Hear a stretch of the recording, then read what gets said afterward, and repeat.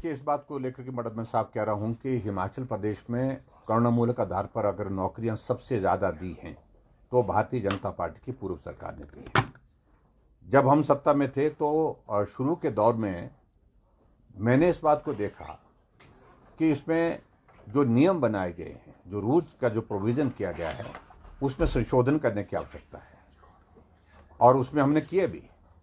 पहले तो नियम ये था कि 50 साल तक कोई आदमी, किसी की अगर कर्मचारी की अगर मृत्यु होती तो उसके परिवार को नौकरी की पात्रता रहती थी, लेकिन 50 वर्ष के बाद कोई मर जाता तो उसकी पात्रता ही समाप्त हो जाती थी। तो वो बहुत दुर्भाग्यपूर्ण था। मैंने कहा कि ये तो अमानवीय सोच है एक तरह की। आदमी की मौत, जिंदगी जो है वो आदमी के हाथ में नहीं है। और इसलिए हमने तय किया कि 58 साल तक कर्मचारी अंतिम सर्विंग डे भी अगर उसकी मृत्यु होती है तो भी उसके परिवार का कोई सदस्य जो है वो नौकरी के लिए पात्र होगा। ये किया। उसके आयु सीमा के साथ साथ में उनकी जो पर्टिकुलरली जो आय सीमा, उसमें भी हमने परिवर्तन किया और उस कारण से 6000 में से लगभग 5000 के करीब, 4500 से ज़्यादा बेरोजगारों को हमने नौकरी दी, जो अभी तक का हाईएस्ट आंकड़ा है हिमाचल प्रदेश में करुणा मूलक आधार पर। लेकिन वर्तमान सरकार कह रहे हैं कि हमने 20 महीने में सिर्फ 180 नौजवानों को नौकरी दी गई। तो ये मैं समझता हूँ कि बहुत खिलवाड़ है उन लोगों के साथ। ठीक है, उस वक्त भी वो अपने स्ट्राइक पर बैठे और मैंने उनको कहा था कि जब हम काम कर रहे हैं, आपके लिए मदद कर रहे हैं, तो ये स्ट्राइक नहीं करनी चाहिए। और उस वक्त ये सत्ता पक्ष के लोग जाकर के उनके वहाँ पर उस तंबू में जाकर के उनको उकसाते रहे। आज वही लोग हमको कह रहे हैं कि हमने गलत किया है, हमको उस तरह से नहीं करना चाहिए थी जिस प्रकार से हमने पिछली सरकार में इन लोगों को कहने पर किया है। और आज वो पछता रहे हैं कि वर्तमान सरकार तो उनकी बातों को सुन ही नहीं रही है, उनकी बातों को मान ही नहीं रही है। और आज जिस प्रकार से मुख्यमंत्री जी ने कहा कि हमने कमेटी कॉन्स्टिट्यूट की है और कमेटी की रिपोर्ट आने के बाद हम जो 6 महीने के बाद, देखिए आज तक के इतिहास में हिमाचल प्रदेश में यही हुआ है कि जो टाइम फ्रेम या जो भी बातें कही हैं वो जो है वो सत्य साबित नहीं हुई है, ये हकीकत है। कर्मचारी सर आंदोलन कर रहे हैं, सचिवालय कर्मचारी आज से काले बिल्ले लगाकर अपना रोष जाहिर कर रहे हैं एरियर और टीए के मसले को लेकर। और बीते दिनों प्रदर्शन भी हुआ था, उसमें 10 लोगों को नोटिस जारी किए हैं सरकार ने। क्या लग रहा है, सरकार इस ओर ध्यान नहीं देती? देखिए, कर्मचारी अपने लोकतांत्रिक अधिकार के अनुरूप मांग कर रहे हैं। मैं समझता हूँ कि उसको दबाने की आवश्यकता नहीं है।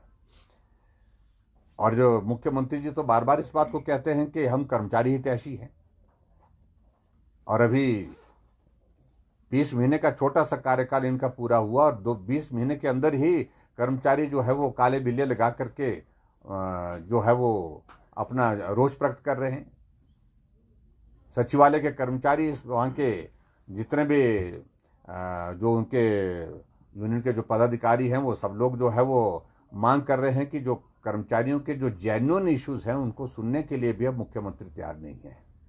हमारी सरकार में समय पर सैलरी देते थे, समय पर डीए की किस्तें, समय पर जो है जो हमारे कर्मचारियों के जो मेडिकल रिम्बर्समेंट के इश्यूज थे, उन सारी चीज़ों का हमने इंतज़ाम किया था। लेकिन आज हिमाचल प्रदेश में कांग्रेस की सरकार के 20 महीने का कार्यकाल पूरा हो गया, लेकिन कर्मचारियों को कुछ भी नहीं मिला। इसलिए वो सदन के चलते हुए, सेशन के चलते हुए अपना विरोध जाहिर कर रहे हैं, काले बिल्ले लगा करके, गेट मीटिंग्स करके। और सरकार को इस बात को समझना चाहिए कि अब सब ठीक नहीं है उनके लिए। मैं यही कहूँगा, कर्मचारी हितैषी सरकार अपने आप को कहलाने वाली 20 महीने के छोटे से कार्यकाल में अपने आप को जो है वो चारों तरफ से घिरा हुआ महसूस कर रही है। सर, आपदा को लेकर भी चर्चा चल रही है और सरकार लगातार आरोप लगा रही है केंद्र से कोई मदद नहीं मिली है। मैं समझता हूँ कि ये बात अब उचित नहीं है। कल भी मैं इस बात को लेकर के बड़ा हैरान था कि जब मुख्यमंत्री जवाब देने के लिए वहाँ पर खड़े हुए, आपदा के मामले को लेकर के पिछले कल मैंने कुछ फैक्ट्स रखे हैं, मैंने सारी चीज़ों का जिक्र किया है। केंद्र ने जो मदद की है, लगभग 18,000 करोड़ रुपए की मदद, 1800 करोड़ रुपए की मदद केंद्र से हुई है। और इसके अलावा हिमाचल प्रदेश के लिए 18,000 के लगभग जो मकान मिले हैं। और इसके अलावा हिमाचल प्रदेश के लिए विभिन्न योजनाओं के माध्यम से विकास के लिए कोई कमी, चाहे PMGSY की थर्ड फेज की जो शुरुआत के लिए पैसा दिया 2700 करोड़ रुपए, अलग अलग तरीके से मदद करने के लिए केंद्र सरकार ने रास्ते निकाले और मदद की है।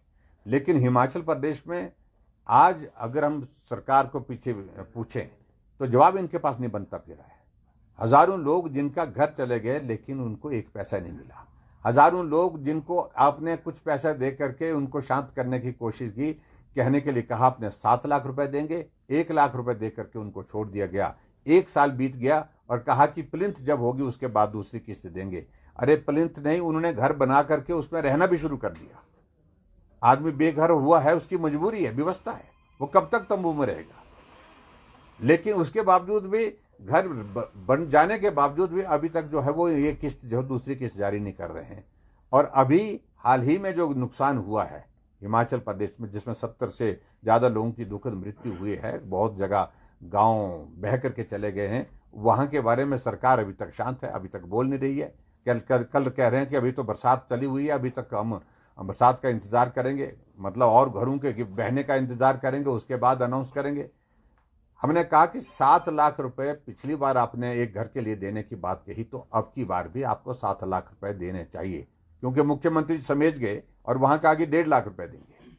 ये मुख्यमंत्री जी अपने स्टेटमेंट है। तो आप कितनी बार झूठ बोलेंगे, कितना झूठ बोलेंगे। और खासतौर से ऐसे लोगों के लिए जो आपदा में बहुत बुरी तरह से पीड़ित हैं, बहुत परेशानी के दौर में से गुजर रहे हैं, उनको भी झूठ बोल रहे हैं। और दूसरी बात, तो 4,500 करोड़ रुपए की हिमाचल प्रदेश में उन्होंने कहा कि भी हमने 4,500 करोड़ रुपए हिमाचल प्रदेश में एक पैकेज देने की बात कही है।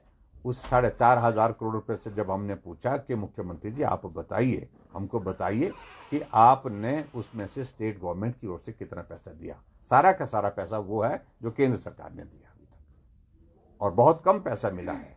बहुत लोगों को अभी तक भी उम्मीद है, हम जाते हैं एप्लीकेशन देते हैं लोग कि हमारी ज़मीन चले गई, हमारा बगीचा चला गया, हमारे पशुशाला चली गई, लेकिन उसके बावजूद एक पैसा अभी तक मिला नहीं। ठीक, थैंक यू।